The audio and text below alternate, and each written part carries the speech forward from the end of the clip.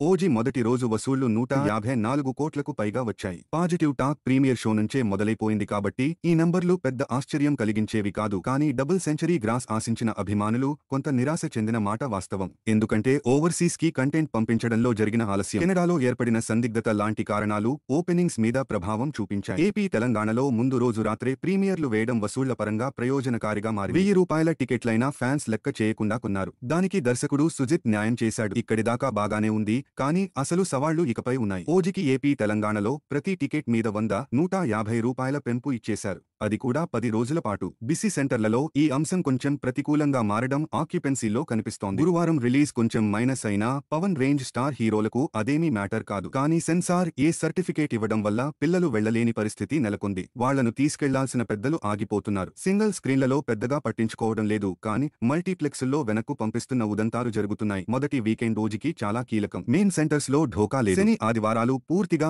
ఓజస్ గంభీర కంట్రోల్లోనే ఉంటాయి. 250 కోట్లు దాటాలనేది అభిమానుల ఆకాంక్ష. అదేమీ అసాధ్యం కాదు. కానీ నిజంగా చేరుకుంటుందా లేదానేది సోమవారం తేలనుంది. జ్వరం దృష్ట్యా పవన్ బయటికి రాలేని పరిస్థితి ఉండటంతో ప్రమోషన్లు కొనసాగించడానికి లేకుండా పోతోంది. దర్శకుడు సుజిత్ ఇంటర్వ్యూలు ఇస్తూ మంచి కంటెంట్ ఇస్తున్నాడు. ఫ్యాన్స్ కాకుండా రెగ్యులర్ ఆడియన్స్ మద్దతు కనుక ఓజీకి పెరిగితే తెలుగు రాష్ట్రాల్లో పుష్ప 2 RRRలను టార్గెట్ చేసుకోవచ్చు. మండేకి క్లారిటీ వస్తుంది.